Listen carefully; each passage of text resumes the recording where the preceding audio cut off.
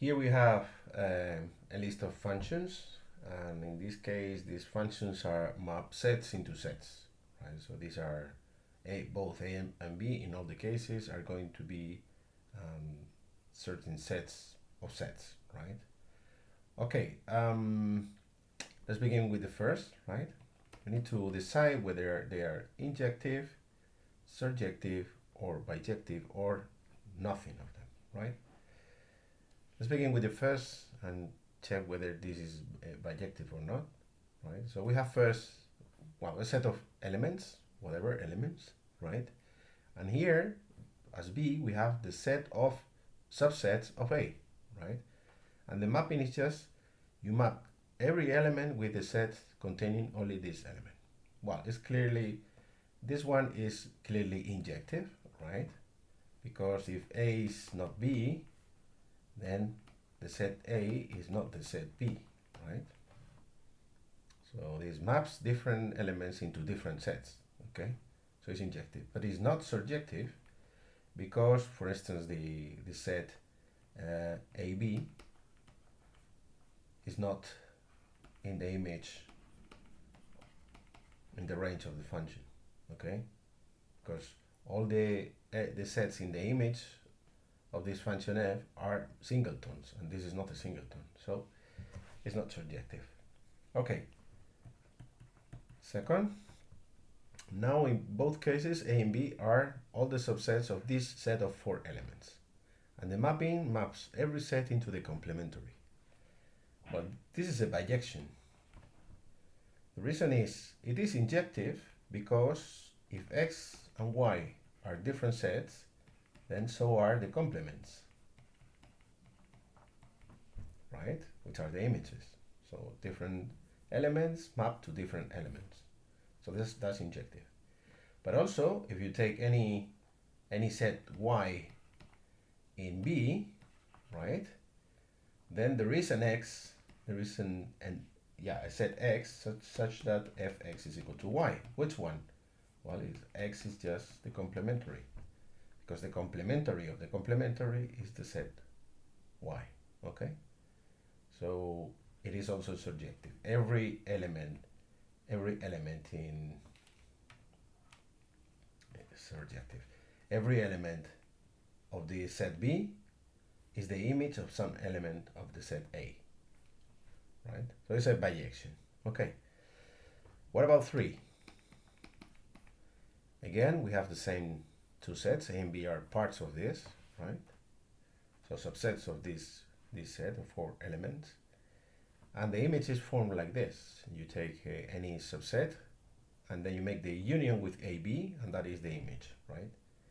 But it's clearly not injective, because if you take the image of A and the image of B are both the same, right? Because after you make the union of this with AB and this with AB, you get exactly the same result, AB. So not injective, right? It is also not surjective, right? Because if you have, let's say, the set A, right, which is an element of B, then f of x is not A for any x that you put here, because any image of any set here contains at least A and B, right? So it's not surjective either. 4 is the same thing, but now we have the intersection here, okay? Again, this is not injective, because now if you map or you find the image of C and of D, both are the same, and they are the empty set, okay?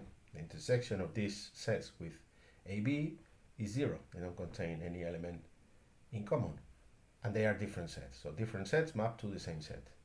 So it's not injective. What about surjective? Well, it's not surjective either, and the reason is any image contains, well, is contained in the set AB. So for instance, if you take D, right, which is an element in B, in the image, there's no x that you can put here that gives you D. And the reason is whatever you put here, you have to make the intersection with AB, right? So at the end of the day, what you have is a subset of AB, and D is not a subset of AB. So that's impossible, right? So it's not surjective. Okay, 5. What about 5?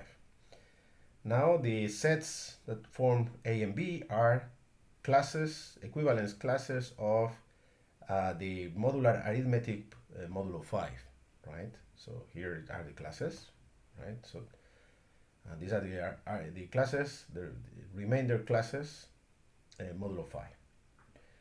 And the first function that we have to consider is the function n squared. So let's see what n squared does. So we have to put here n and here n squared, because I mean these are only a finite number of elements, so we can list them all. So we have here 0, 1, 2, 3, and 4. I'm omitting just the class, right? But you have to assume that these are classes, okay? Now n squared, the class of 0 squared is 0. This is 1. 2 squared is 4, right? 3 squared is 9, but 9 is 4 modulo 5, right? And 4 squared is 16. 16 is 1 modulo 5.